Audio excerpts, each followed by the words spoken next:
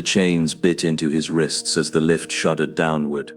The air grew colder, thicker, carrying the taste of iron and something sour, like rot sealed behind stone. The guards said nothing. They never did. Only the hum of the servo motors and the steady drip of condensation filled the silence. Garen tried to remember what sunlight felt like. He could almost see it, pale gold light cutting across the manufactorum yard, the smell of oil and ash in the air. But memory was fragile here, crushed beneath the weight of fear. They said once you entered the cells beneath the Imperial Basilica, you stopped existing in every record, even in the Emperor's gaze. The lift screeched to a stop.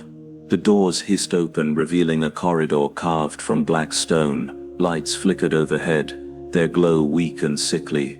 The walls weren't clean. They breathed. Damp veins of fungus crawled between cracks, glistening like sweat. The first sound he heard wasn't the guard's boots. It was a scream. Distant, hollow, almost human. Then another. Each echo rolled through the corridor like thunder trapped in stone.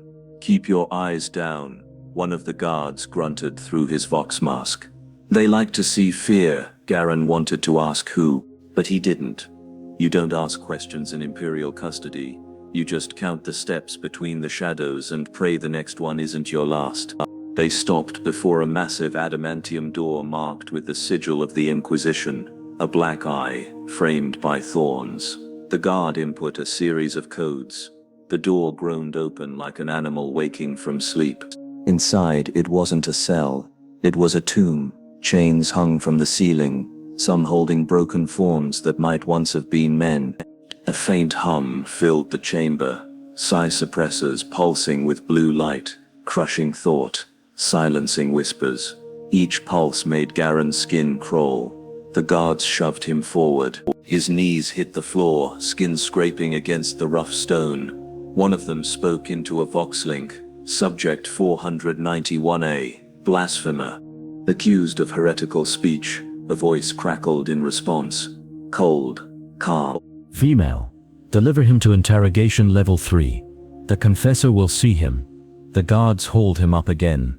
As they dragged him deeper into the labyrinth, Garen looked at the other prisoners, pale shapes clinging to the walls, their eyes wide, their lips moving in silent prayer. Some were already gone, their bodies moving but their souls emptied.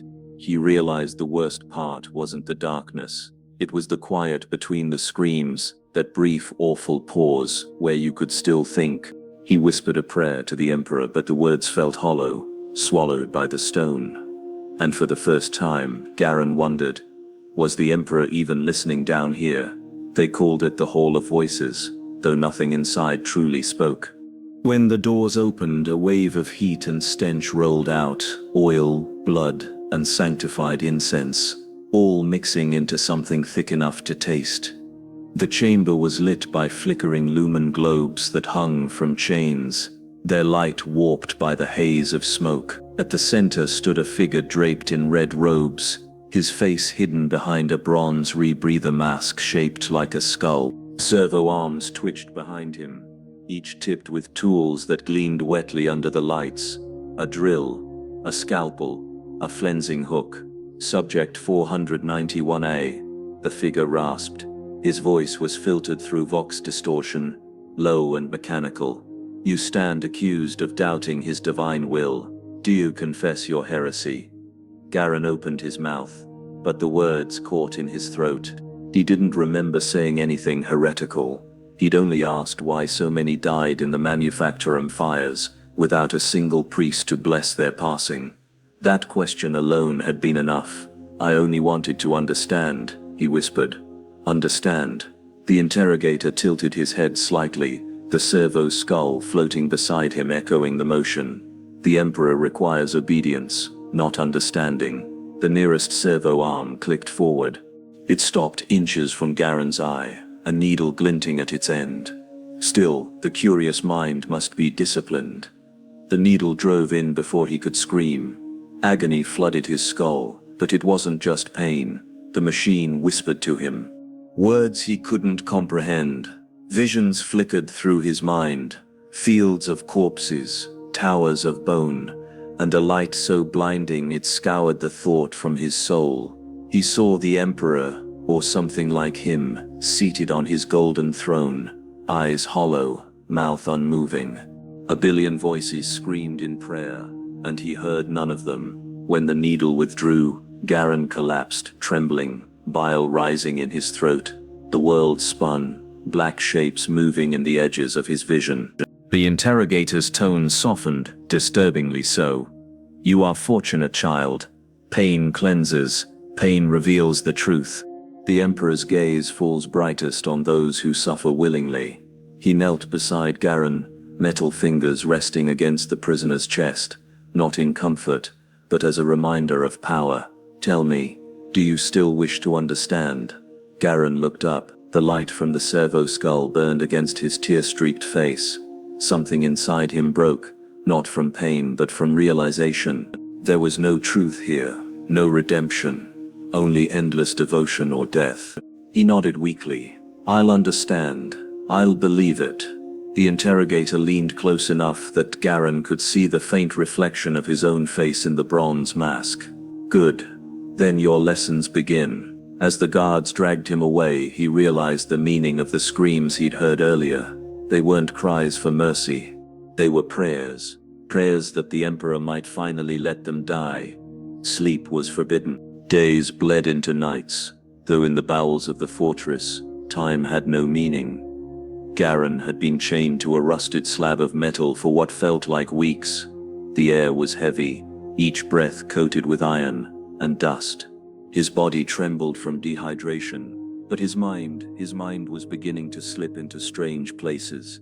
The interrogations had stopped, but the silence was worse. The absence of pain left room for something else. Whispers. At first he thought they came from the other cells. Faint murmurs, desperate and broken. But as hours stretched into eternity, the voices grew closer, crawling inside his head like insects. "You seek truth," they hissed. "You suffer for a god who cannot hear you." He pressed his forehead to the cold metal, trying to drown them out. "Stop," he whispered. "Please stop." But the voices obeyed no master here. They slithered between his thoughts, echoing with laughter, soft, wet, and obscene. Then came the smell. It was faint at first, rot mixed with damp earth, like the underside of a grave. It seeped from the cracks in the wall, and wherever it reached, mold began to bloom in sickly green spirals. The air grew thicker, almost alive. He saw movement in the shadows, something shifting just beyond the reach of the lumen light. A shape, hunched and pulsing, flesh that breathed. "Do not fear us, child of rot," the voice cooed. "We are the truth beneath the Emperor's lies, the gift behind the pain." He clenched his eyes shut, shaking his head until the chains rattled. "No," he muttered. "You're not real." A chuckle, deep and bubbling, filled the chamber. "Reality is only what endures. Pain fades, flesh fails, but decay is eternal." When he opened his eyes again, something glistened in the corner, a puddle that wasn't there before. It rippled, then rose like liquid muscle, forming a vague shape of a man. Its skin sagged and shimmered, covered in sores that pulsed with sickly life. He wanted to scream but couldn't. His throat was too dry. His voice had abandoned him, just like everything else. The figure leaned close, its breath smelling of rot and honey. "They left you to die for a silent god. I offer you a different path. Freedom from pain. Freedom from guilt. Join us, and you will never suffer alone again." Tears rolled down Garen's face. Part of him wanted to resist, to cling to the last shred of faith he still had, but another part, deeper and darker, longed for the voice's promise, for peace. The figure smiled, and its form began to unravel into mist. "Soon," it whispered, "you will understand. You will bloom." The light flickered, and when it steadied again, the cell was empty. Only Garen remained, shaking, whispering the words again and again until they no longer sounded like his own. "Decay is eternal. By the next waking cycle, if such a thing still existed, Garen's body had begun to betray him. His skin itched with an unnatural fever, every scratch leaving trails of blood that refused to clot. The air in his cell had turned humid, almost heavy with something sweet. Each breath burned with the scent of fermentation, like rotting fruit left too long in the sun. He woke to the sound of his own heartbeat. No, not his. Something else. A wet rhythm pulsing beneath his ribs, slow and deliberate, as if another creature had begun to breathe inside him. He pressed a trembling hand against his chest. The flesh moved. Panic clawed at his mind. He bit his lip hard enough to draw blood, praying it was a hallucination. But the cell's corners pulsed faintly, dark, fleshy shapes spreading from the cracks in the walls. The stone itself seemed alive now, covered in thin films of moisture. Spores glittered in the light, drifting lazily like dust. When he coughed, something green came up, thick, mucus-like, and alive. It squirmed before dissolving back into vapor. He stared in horror. That was when he heard the laughter again. It came from everywhere and nowhere, a deep gurgling joy that rolled through the cell like thunder. "Do not despair, my child," it crooned. "You are merely shedding what was weak. The Emperor made you cold. I make you whole." He curled into himself, whispering prayers to the God Emperor, words cracked and half forgotten. But even his faith felt distant now, like shouting into the void and hearing only laughter in return. The light flickered again. This time, something stood in front of him. It was small, almost pitiful. A creature no larger than a child, its body a mass of bloated skin and exposed bone, yet its face wore a strange innocence. One milky eye blinked slowly as it tilted its head at him. "Why do you cry?" it asked softly. "Father loves you." "We all do." "Get away from me," Garen croaked. The creature frowned, its belly rippling like boiling fat. "You hurt inside, but we can help. We make it stop. No more pain, no more hunger, no more fear." He spat at it, though even that took effort. "I serve the Emperor." The creature's frown deepened, and then it smiled, a wide, terrible grin. "Then why does he let you rot?" The words hit like a hammer. Garen's resolve cracked. His faith had always been his armor, but now it felt like ash. He could feel the infection spreading, not just in his flesh, but in his soul. The creature reached out a small, swollen hand. "Let go," it whispered, "and see beauty in the rot." For a moment, Garen hesitated. Then, against all reason, he took the hand. The cell pulsed once more, walls weeping pus-like fluid, and the laughter of Nurgle rose again, low, thunderous, and full of love. When Garen opened his eyes again, he was no longer in the cell. Or maybe he was. It was hard to tell. The walls were gone, or perhaps they had melted. Everything shimmered in hues of green and brown, pulsing gently, as though he were inside a living organism. The air was thick with spores that glittered like starlight, falling softly over his skin. But there was no pain now, only warmth. He looked down at his hands. The flesh had turned translucent, his veins pulsing with a thick, yellowish light. Where his skin cracked, tiny white mushrooms sprouted, releasing faint motes of light into the air. A strange calm filled him. The fear that had once clawed at his mind had vanished, replaced by something else, a sense of belonging. He could feel something vast breathing around him, a rhythm that matched his own heartbeat.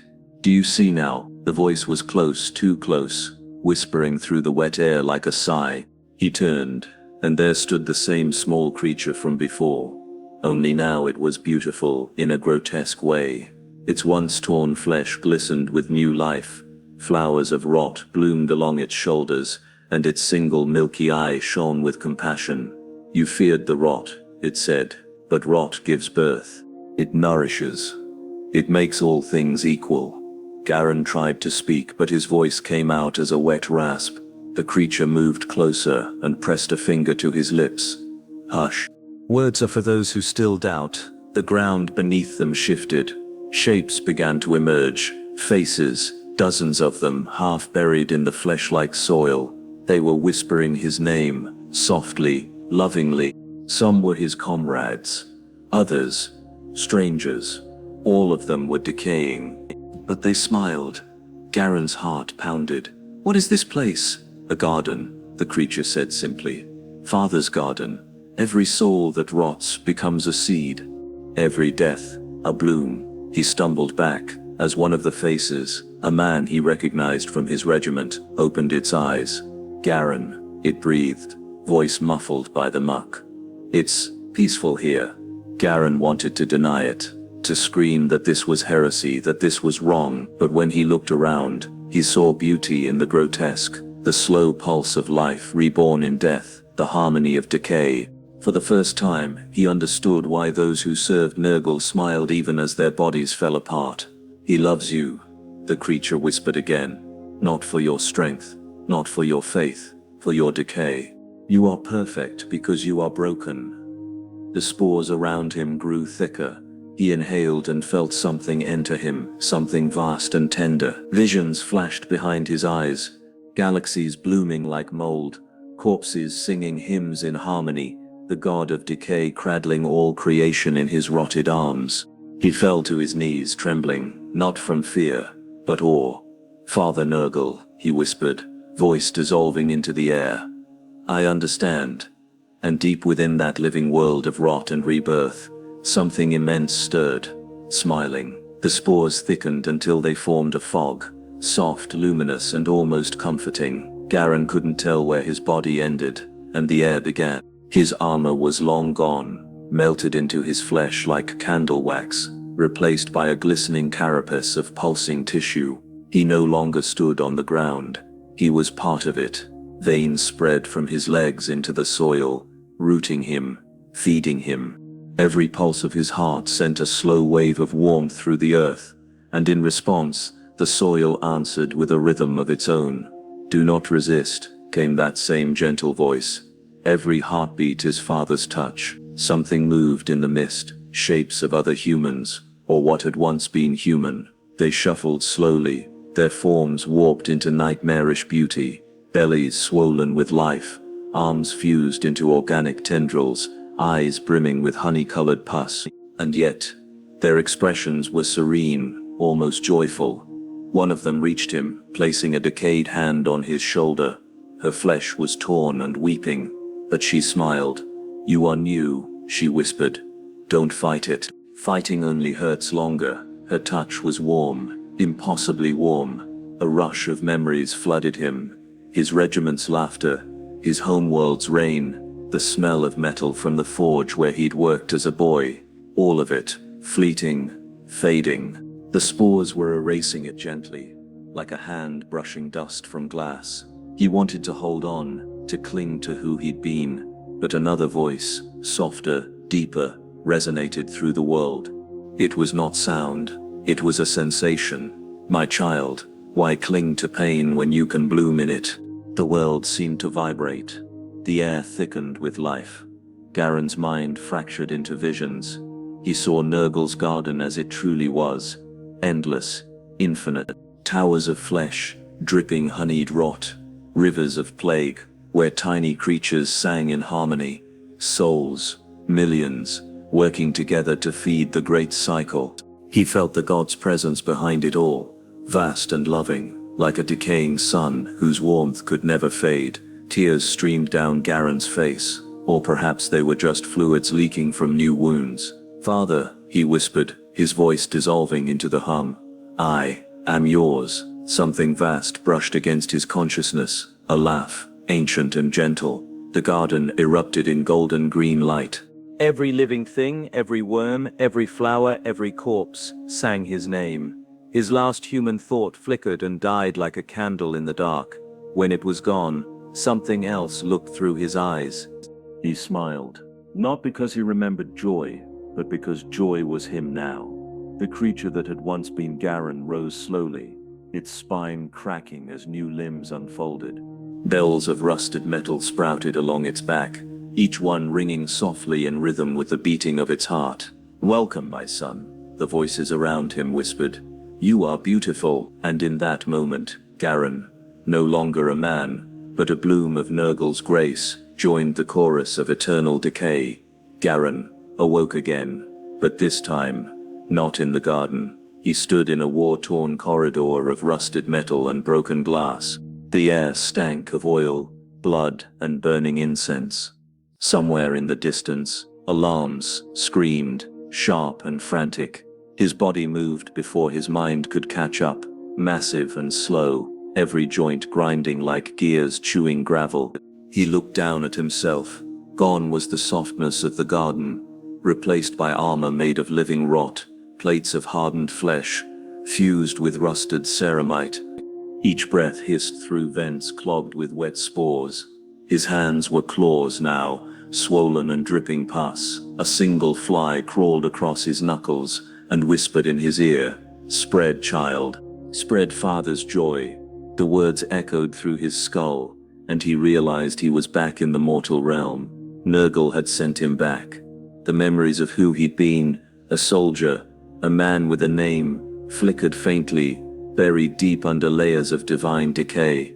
His mind tried to remember his purpose: fight the enemy, serve the Imperium, protect mankind. No, now there was only one command pulsing inside him: gift them. He stumbled forward through the corridor, his footsteps leaving trails of black slime that sizzled on contact with metal. Each drop hissed sprouting fungus that spread like veins. The ship, once Imperial, once pure, began to change. Where the light hit the walls, the metal warped, breathing softly like flesh. Pipes throbbed like arteries, and whispers began, faint, childlike laughter echoing from every vent. A group of soldiers appeared around the corner. They froze at the sight of him. Their leader shouted, "Contact, Nurgle's spawn." "Burn it!" Flamers roared, fire flooding the hallway. Garen screamed, not in pain, but in ecstasy. The flames kissed his rotted flesh, bursting boils that sprayed plague across the walls.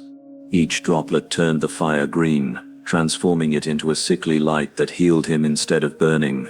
He took a step forward, then another. One of the soldiers began coughing, then choking, his voice breaking into a wet gurgle. His armor started to melt as tendrils of moss grew beneath it, wrapping around his limbs like vines. Another dropped his weapon and fell to his knees, sobbing. "I can hear laughter," he whimpered.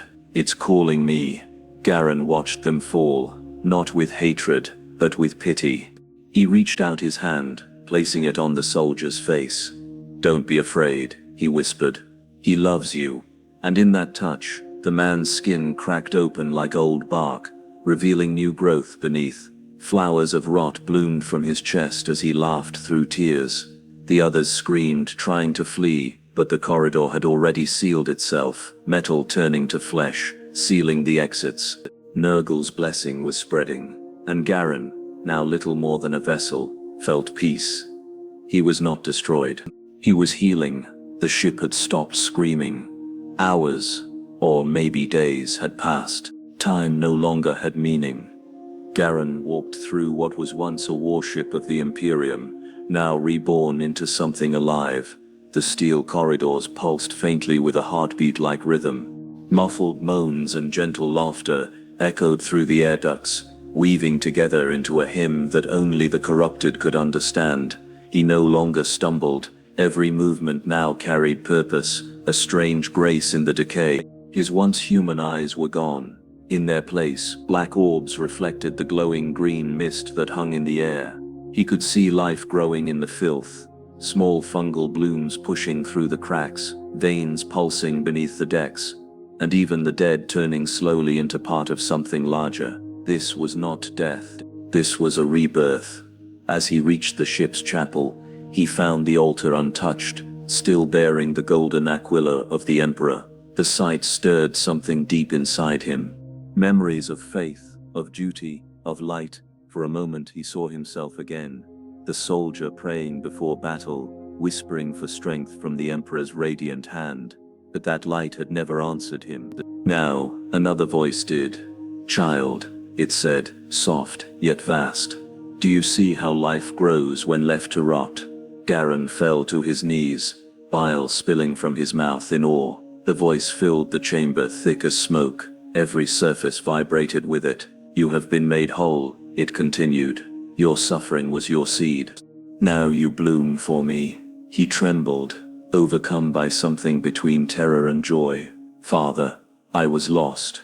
You were found." He felt a touch, invisible but heavy, pressing on his shoulders. The air shimmered as a figure appeared before him, vast and impossible. Not a man, but a mountain of rotting life, eyes forming and melting across its surface, arms like roots. A smile that stretched wider than comprehension. Nurgle, the plague god himself. Every instinct screamed to bow lower, but Nurgle's laughter rumbled warmly. "Do not kneel out of fear, my child. You kneel because you love." The chamber brightened with a sickly golden-green light. Around Garen, the corpses of the fallen soldiers began to twitch. Their flesh bubbled, merging with the floor, sprouting mushrooms and flowers of rot.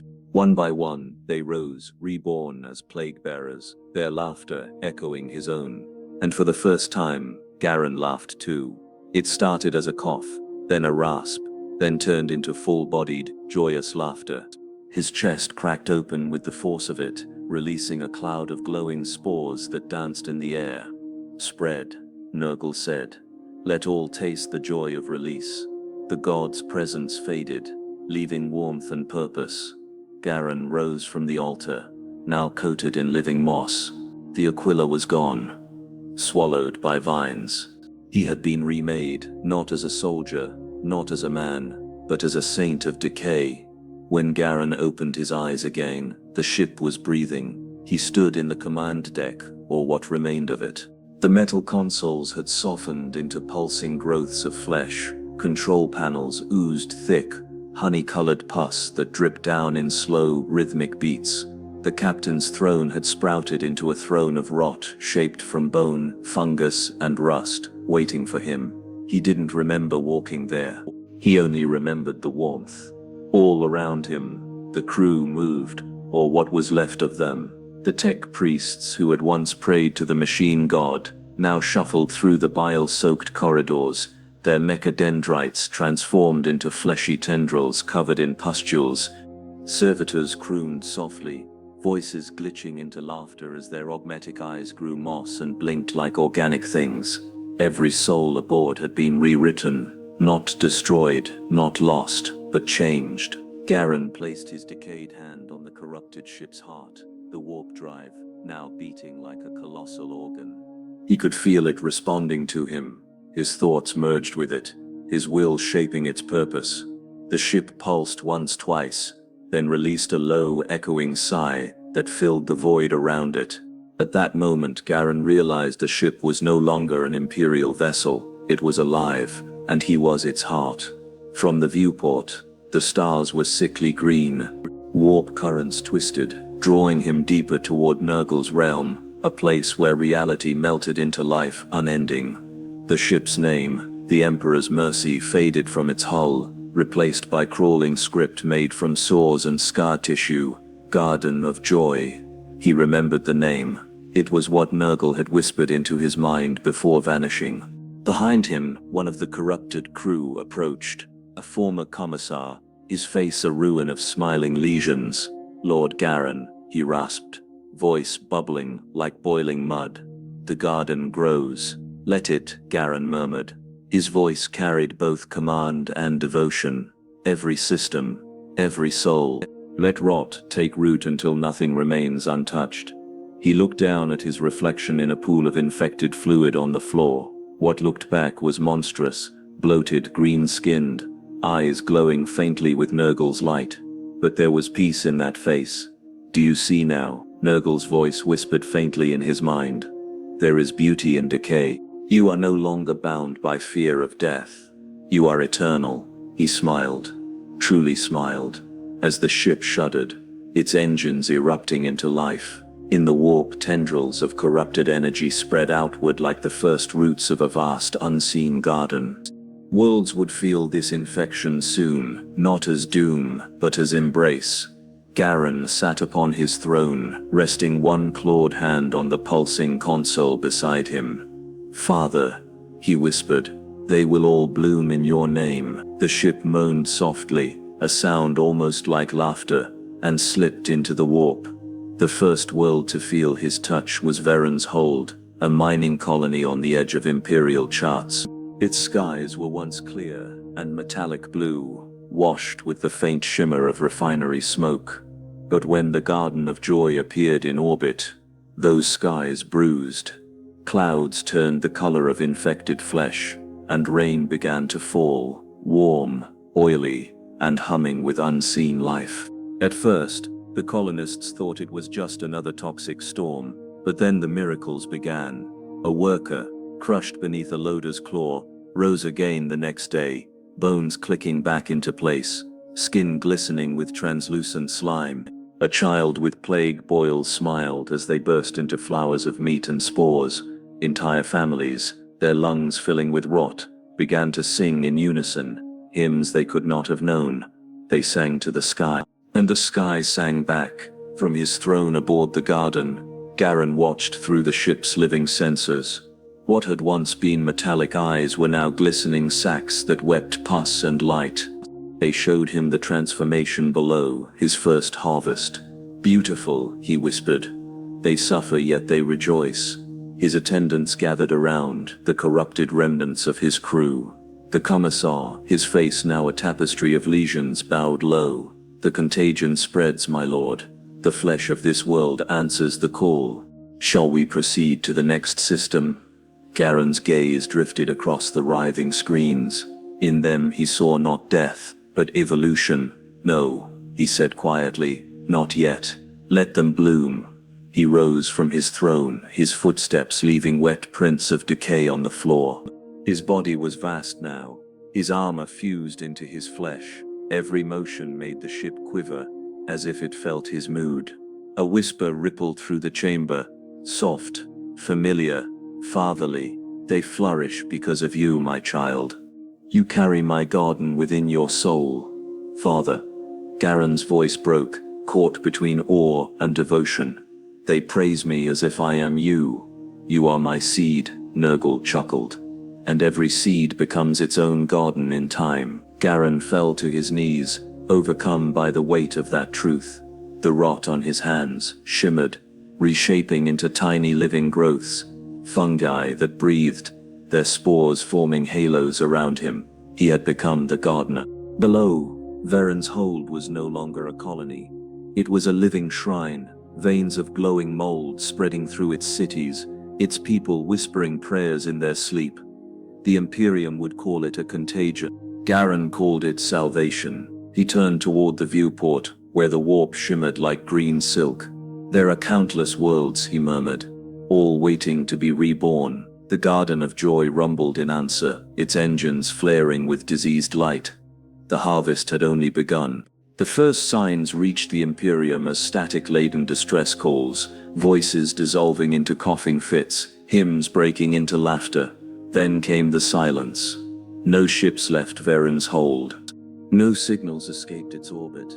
Only the faint, rhythmic pulse of Vox interference remained, like a heartbeat echoing through the void. Inquisitor Mara Dane arrived 3 weeks later, aboard the frigate Saint's Mercy. Her ship emerged from the warp amidst a miasma of green haze that clung to the void like smoke. Every Auspex reading flickered and died. Vox channels were filled with whispers, not random noise but chanting. "By the throne," murmured the ship's captain. "It's like the planets praying." Mara adjusted her rebreather and stared at the hololith projection. The world below glowed faintly green. Cities pulsed like living hearts. Oceans shimmered with iridescent bacterial blooms. "Deploy a recon drop," she ordered. "No surface contact. I want drone visuals only."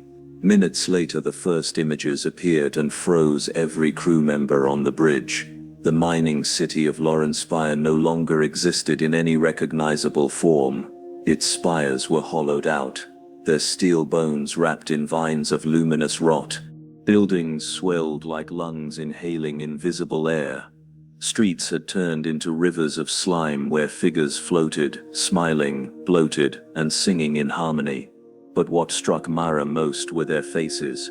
They were joyful, eyes wide, hands raised, welcoming the sickness that consumed them. "Emperor, protect us," one tech priest muttered. "They're happy." Mara's jaw tightened. "Begin the purgation protocol. Orbital fire. Now." The captain hesitated. "Ma'am, there are millions still alive down there." "They're not alive," she snapped. "Not anymore." As her words fell, a shadow crossed the viewing deck, the outline of something vast emerging from the mist above the planet. It was a ship, a monstrous swollen vessel of flesh and metal, its hull breathing, its engines oozing light. "The Garden of Joy, by Terra. What is that thing?" gasped the navigator. Before Mara could respond, the Vox crackled to life. "Children of the corpse, Emperor," a deep wet voice intoned. "Why do you fear what gives you life?" The bridge went silent. Mara recognized that voice, not from reality but from records. Garen Voss, former captain of the Iron Gale, declared missing 2 centuries ago. "He has blessed me," the voice continued, resonating through the ship's walls. "I was once like you, cold, dying, afraid of rot. But I found joy in decay. Will you not join me?" "Cut transmission," Mara ordered. "Now." But it was too late. The ship's systems flickered. Organic tendrils were spreading across the consoles. Inside the bridge, crew members screamed as pustules burst from their skin. The infection had found them. Mara drew her bolt pistol, firing point blank into her infected Vox operator. "Purge the decks, seal the bulkheads." Even as she shouted, she knew it was futile. The garden was alive, and it was already inside them. Smoke and incense clogged the air, as Inquisitor Mara Dane staggered through the half-flesh corridors of the Saint's Mercy. The ship no longer felt like metal. It breathed. Veins pulsed along the walls, pumping a thick yellow-green fluid. Every surface sweated with condensation that smelled of sweet rot. Her boots squelched through a puddle of it as she advanced. Bolter raised. Behind her, what was left of her retinue followed. 2 stormtroopers and a servo skull flickering weakly. "Status," she barked. "Containment failed," rasped Trooper Halvex, voice trembling through his rebreather. "Decks 4 through 7. They're chanting. Some are eating each other." Mara grimaced, pulling her Rosarius from beneath her armor. "They've surrendered to the plague god. Keep your mind clear. Keep moving." The air hummed with distant laughter, a deep guttural sound that seemed to echo inside her skull. Somewhere far ahead, a door opened by itself, leaking warm mist into the hallway. The servo skull twitched, biosignatures ahead, multiple. Mara motioned for silence. They crept forward. The chamber beyond had once been the ship's chapel. Now it resembled a grotesque parody of devotion. The altar had swollen into a mound of flesh, sprouting faces that wept pus instead of tears.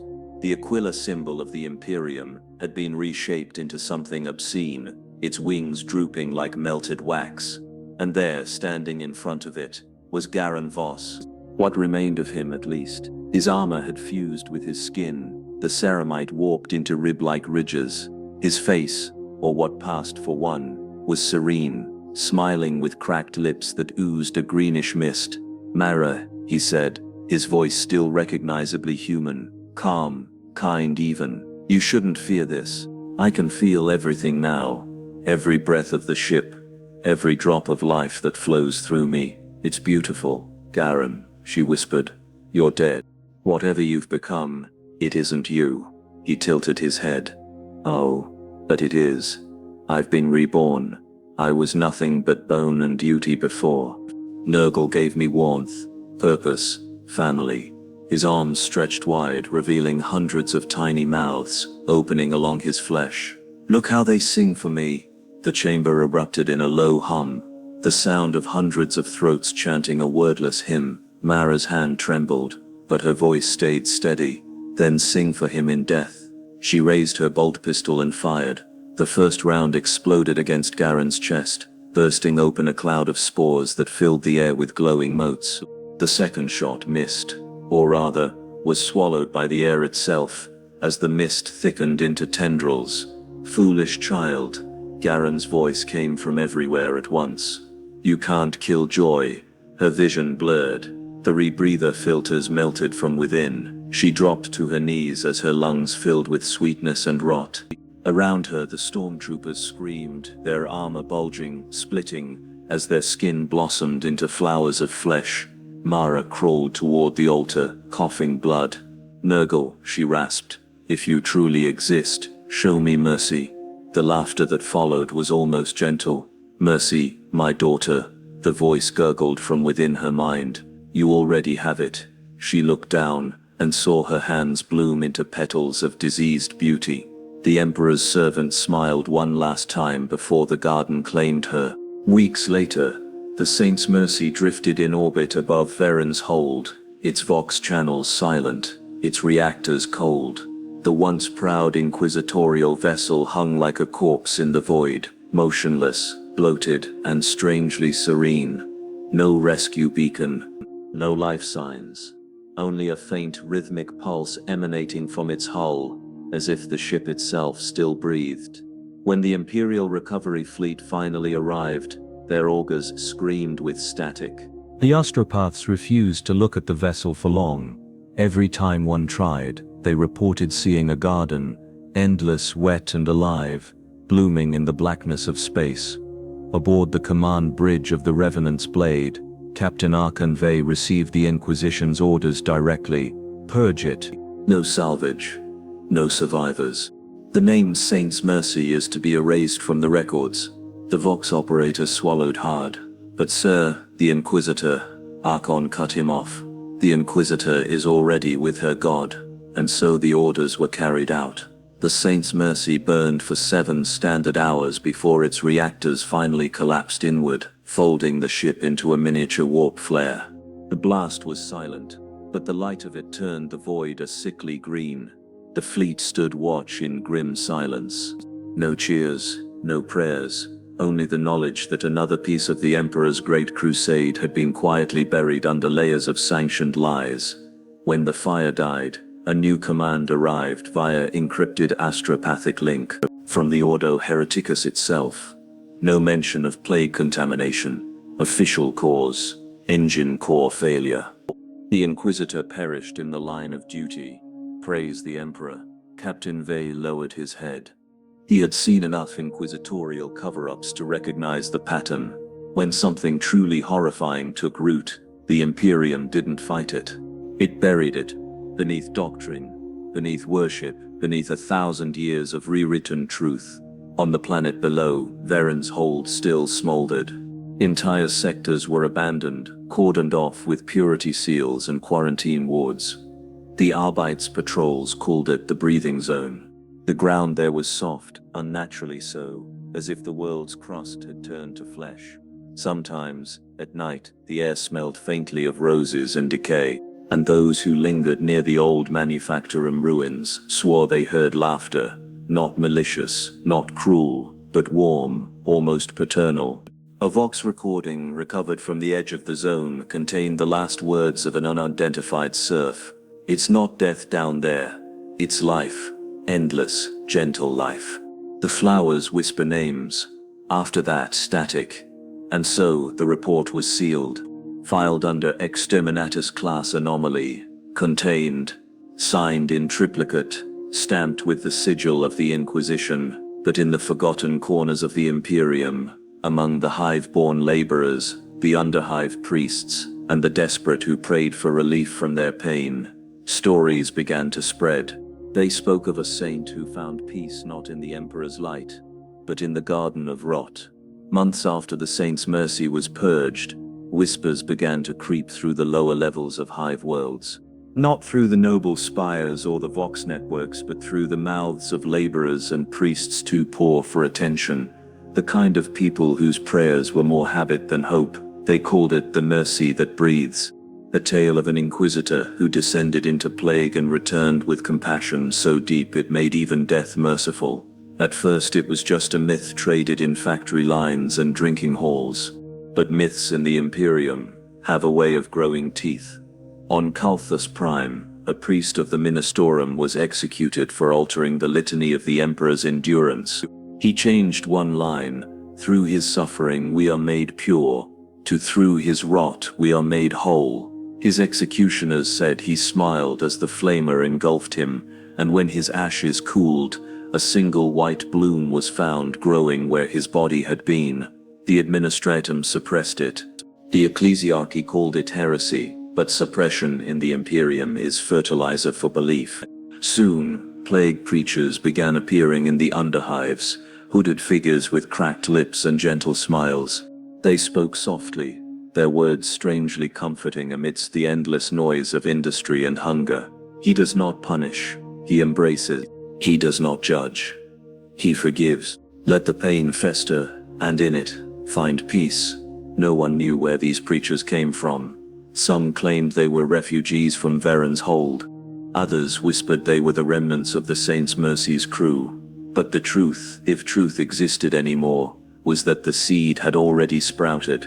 On shrine worlds, pilgrims began to dream the same dream, a vast, green garden growing beneath cathedrals of bone. They described a figure standing there, faceless, radiant and vast, dripping with sweet-smelling decay. When asked who it was, every one of them gave the same answer: the Saint of Rot. Meanwhile, the Ordo Hereticus noticed the pattern.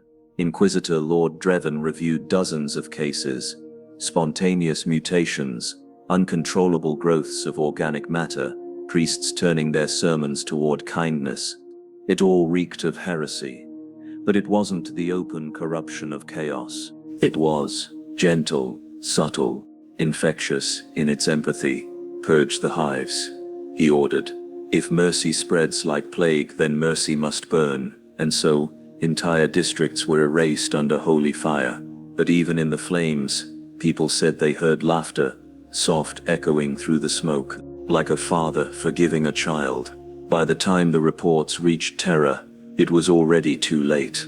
What was once a story had become a faith, and faith, in the Imperium, is harder to kill than flesh. The prayers of the Inquisition are meant to be weapons, sharp, unwavering, forged in the fires of absolute faith. But lately Inquisitor Lord Dreven's prayers had become softer. He noticed it first in the quiet moments. While burning a heretic's dwelling, he found himself hesitating, his eyes resting not on the sinner, but on the small carved icons of the Emperor lining the wall. They were childlike, fragile, and he felt something twist in his chest. Why must they all suffer? It was a thought, not yet a voice, but it lingered. That night, as he recited the Litany of Purity, the words began to change on his tongue. He spoke of healing instead of purging, of growth instead of cleansing. And when he realized what he was saying, he couldn't stop. A green mist curled at the edge of his vision, faint and shimmering like incense smoke. And from within it he heard a whisper, "You burn what could bloom, child." At first Dreven tried to resist. He doubled his prayers, scourged his skin until it bled, and locked himself inside the chapel of his ship. But the whisper was patient. It did not argue. It simply understood. "You've seen it, haven't you? How the Imperium rots not from corruption, but from cruelty. How the Emperor's light blinds as much as it guides." He dropped to his knees, trembling. "Who speak? Show yourself." A shape stepped forward, faceless, shrouded in shifting robes of emerald and bone. From beneath its cowl, faint spores drifted like dust motes in sunlight. "You already know me," and Dreven did. Somewhere deep within, he remembered the old stories, the whispers of the Saint's Mercy. He saw, in his mind's eye, the city beneath Varen's hold, the way the infected had sung, instead of screamed, and suddenly, he didn't feel afraid. When his acolytes found him days later, the chapel was filled with vines. They coiled around the icons of the Emperor, not destroying them, but embracing them. The air smelled of wet soil and sweet rot. Dreven stood before the altar, unmasked. His eyes glowed faintly with a verdant hue. "Burn it all," one of the acolytes gasped, but Dreven turned to them, voice calm, warm, and terribly human. "No, you've mistaken his will. The Emperor's mercy isn't in the fire, it's for forgiveness. That was the last recorded entry from the Lex Mechanicus, before the ship's signal vanished. Weeks later, fragments of the vessel were found drifting near the warp line. No survivors, no bodies, just flowers, small, pale things, blooming from the cracks in the steel.